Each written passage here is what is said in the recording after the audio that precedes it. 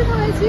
আপনারা সবাই জানেন এনটিআরসি যে 18তম শিক্ষক নিবন্ধন ভাইবা নিয়েছিল এবং ভাইবাকে বৈষম্যমূলকভাবে এবং উদ্দেশ্য প্রণোদিতভাবে আমাদেরকে ফেল করে দিয়েছে 23,000, যেটা এর আগে কখনো এনটিআরসি করে নাই।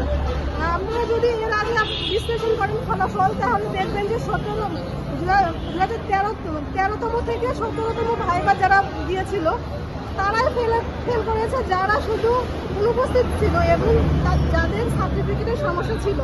সেই হিসাবে তাদের পার্সেন্টেজ ছিল 96-97 পর্যন্ত।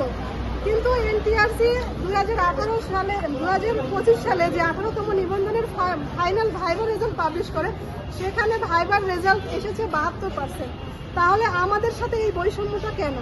ওনারা কি চাচ্ছে যে আমরা এই যে বর্তমান যে সরকার, ওনাদের সাথে ইচ্ছে করে আমাদের একটা ক্লাস বাঁধাইতে, যাতে যে বর্তমান পরিস্থিতিকে আরো উত্তেজিত করার জন্য।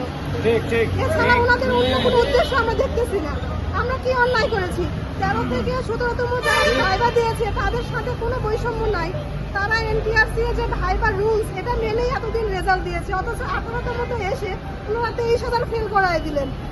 96% থেকে 72% নিয়ে আসলেন ফলাফল। আমরা তাহলে কেন এই বৈষম্যটা কেন? এটা এনটিআরসি-কে জবাবদিহি করতে হবে। দাবিটা কি আপনাদের? আমাদের দাবি, যারা ভাইবা দিয়েছে, যাদের কাগজপত্রে কোনো সমস্যা নেই এবং তাদেরকে সবাইকে সনদ দিতে হবে। যাদের বয়স 35 হয়ে গেছে তাদের ফেল করিয়েছে। এখন আমার প্রশ্ন, প্রিলি পরীক্ষা থেকে শুরু করে আপনারা ভাইবার ফল প্রকাশ পর্যন্ত 22 মাস সময় লাগিয়েছেন। এই দায়টা কি একজন পরীক্ষার্থীর? এই দায় কি পরীক্ষার্থী নেবে? আচ্ছা, আমার বয়স ধরেন 35 হয়ে গিয়েছে, আপনি আমাকে পরীক্ষায় আমি ভাইবা দিয়েছি, আপনি আমাকে সনদ দেবেন।